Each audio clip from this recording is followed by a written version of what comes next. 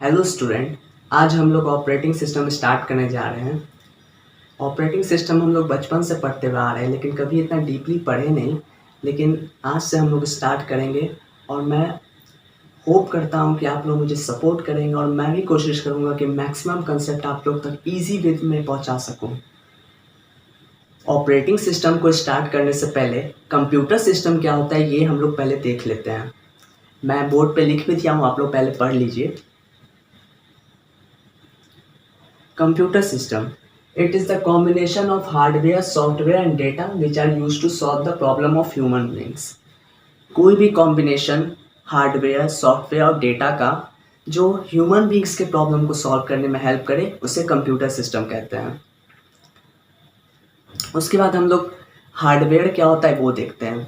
Mainly hardware में दो चीज़ें आती हैं जो हम लोग को ऑपरेटिंग, वैसे हार्डवेयर में तो बहुत कुछ आती है लेकिन ऑपरेटिंग सिस्टम में जो हम लोग को पढ़ना है मेनली सीपीयू और मेमोरी पढ़ना है। ठीक है, सीपीयू हम लोग आगे के आने वाले लेक्चर्स में पढ़ेंगे और बहुत अच्छे से पढ़ेंगे, इतने अच्छे से पढ़ेंगे कि कोई भी क्वेश्चन आप लोग आराम से बना सकें। उसके बाद मेमोरीज़ में आते हैं। मेमोरीज़ में आप लोग जानते हैं कुछ मेमोरीज़ परमानेंट होती है और कुछ मेमोरीज़ टेम्प्रोरी होती है। परमानेंट मेमोरी में हार्ड डिस्क आता है और टेम्प्रोरी मेमोरी में रैम, कैच और रजिस्टर आता है। मैं टेम्प्रोरी मेमोरी इसलिए कह रहा हूँ क्योंकि जब हम लोग कोई भी प्रोग्राम को रन करवाते हैं तो बहुत जब तक शॉर्ट अमाउंट ऑफ टाइम के लिए वो मेमोरीज़ में आती है प्रोसेस, और जैसे ही हम लोग उसे एंड करते हैं अपने प्रोग्राम को तो वो रैम से चली जाती है। वैसे तो कैच और रजिस्टर का भी मेन रोल होता है लेकिन वो लोग भी टेम्प्रोरी मेमोरी में ही आती है। जैसा कि हम लोग जानते हैं हम कोई भी कोड लिखते हैं वो जाके हार्ड डिस्क में सेव होता है। मैं आपको एक सिचुएशन दे रहा हूँ। मैंने जो कोड लिखा है मैं उस कोड को दोबारा रन करवाना चाहता हूँ। तो आइए हम लोग सीखते हैं वो कोड किस तरीके से रन होता है। मान लीजिए मैंने एक MS वर्ड का प्रोग्राम लिखा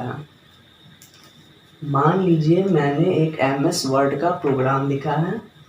और मैं चाहता हूँ कि ये MS वर्ड का प्रोग्राम मैंने जो लिखा है उसे मैं रन करवाऊँ।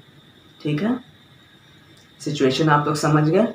मैं चाहता हूँ मैंने जो कोड लिखा है मैं उसे रन करवाऊँ। ओके, मैं उसे रन करवाने के लिए मैं क्या करूँगा, मैं उस प्रोग्राम पे डबल क्लिक करूँगा। मैं जैसे डबल क्लिक करूँगा उस प्रोग्राम का एक कॉपी क्रिएट हो जाएगा जिसे हम लोग प्रोसेस भी कहते हैं। मैं आगे आपको बताऊँगा उसके बारे में। जैसे मैं उस प्रोग्राम पे क्लिक करूँगा डबल क्लिक, उसका एक प्रोसेस क्रिएट हो जाएगा, मतलब उसे का एक कॉपी क्रिएट हो जाएगा।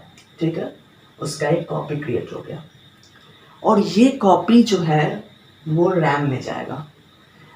रैम में जैसे आप लोग पढ़े होंगे सी में कि रैम में बहुत सारा सेक्शन होता है, स्टैक, हीप और कोड सेक्शन होता है। मैंने डेटा और MS ये कोड सेक्शन दिखाया है। ठीक है, ये जो कॉपी है, ये कॉपी को जाने के लिए रैम में इसके लिए भी एक शेड्यूलिंग होता है। उस शेड्यूलिंग को कहते हैं लॉन्ग टर्म शेड्यूलिंग। ओके, मैं लॉन्ग टर्म शेड्यूलिंग के बारे में आगे के लेक्चर में बताऊंगा। आप लोग इतना समझ लीजिए कि इस हार्ड डिस्क से रैम में आने के लिए एक शेड्यूलिंग होता है, उसे हम लोग लॉन्ग टर्म शेड्यूलिंग कहते हैं। ओके, उसके बाद जब ये प्रोसेस रैम में आ जाएगा उसके बाद CPU किस शेड्यूलिंग के हिसाब से इसे बाइट बाय बाइट एग्जीक्यूट करेगा उसे शॉर्ट टर्म शेड्यूलिंग कहते हैं। आप लोग अभी टर्मिनोलॉजी पे जाइए, बाद में हम लोग इसके बारे में डीपली पढ़ेंगे। आप लोग एकदम टेंशन मत लीजिए, एकदम डीपली पढ़ेंगे। ये मैं फिर से आपको सिचुएशन बता दे रहा हूँ। मैं एक MS वर्ड का प्रोग्राम खुद से लिखा हूँ और मैं उस MS वर्ड के प्रोग्राम को सेव कर लिया और मैं अब दोबारा से MS वर्ड के प्रोग्राम को रन करवाना चाहता हूँ। मैं रन करवाने के लिए MS वर्ड के प्रोग्राम पे डबल क्लिक करूँगा तो उसका एक कॉपी क्रिएट हो जाएगा और जो लॉन्ग टर्म शेड्यूलिंग होता है उसके हिसाब से वो रैम में आएगा। ठीक है, उसके बाद CPU का जो शेड्यूलिंग होगा जिसे शॉर्ट टर्म शेड्यूलिंग कहते हैं, उसके हिसाब से ये वाला प्रोग्राम CPU में जाएगा और बाइट बाय बाइट एग्जीक्यूट होगा।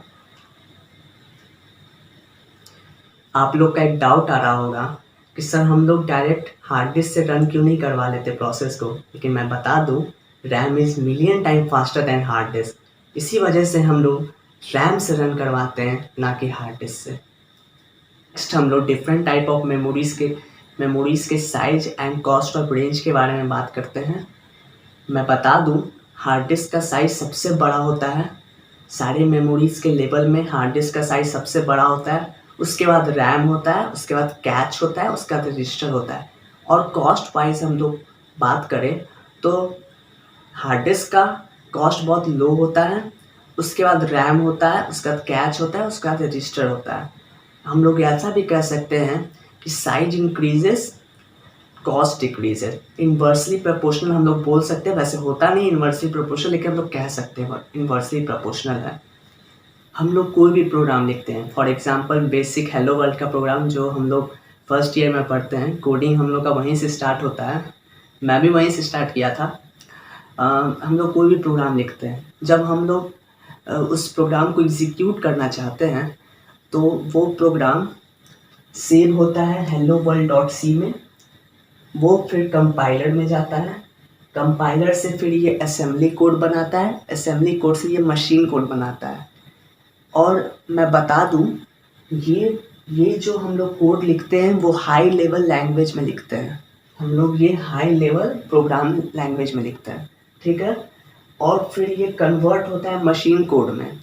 फिर आप लोग पूछेंगे कि सर ये हाई लेवल लैंग्वेज और लो लेवल लैंग्वेज क्या होता है, तो मैं बता दूं जो ह्यूमन अंडरस्टैंड कर सकता है उसे हाई लेवल लैंग्वेज कहते हैं। हम लोग कोई भी कोडिंग लैंग्वेज सीखते हैं वो हाई लेवल लैंग्वेज में होता है, जो ह्यूमन और प्रोग्रामर डेवलपर अंडरस्टैंड कर सके उसे हाई लेवल लैंग्वेज करते हैं, और जो मशीन अंडरस्टैंड कर सके उसे लो लेवल लैंग्वेज कहते हैं, और मशीन कोड कहते हैं, .exe कोड कहते हैं, ओके।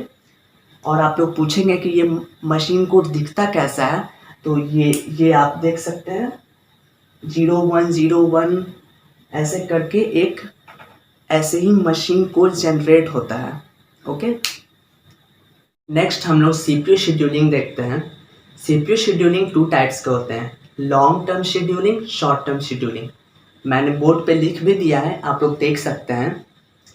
लॉन्ग टर्म शेड्यूलिंग उसे कहते हैं जो प्रोसेसेस हार्ड डिस्क में प्रेजेंट है उसे रैम में आने के लिए जो शेड्यूलिंग का यूज़ होता है उसे हम लोग लॉन्ग टर्म शेड्यूलिंग कहते हैं। और जो सेक्शन ऑफ प्रोसेसेस जो रैम में प्रेजेंट है, जिसे CPU byte by byte fetch करेगा, उसमें जो शेड्यूलिंग इन्वॉल्व होता है उसे हम लोग शॉर्ट टर्म शेड्यूलिंग कहते हैं। आप लोग बोर्ड पे क्लियरली देख सकते हैं, मैंने लिख भी दिया है, आप लोग इसे नोट भी कर सकते हैं।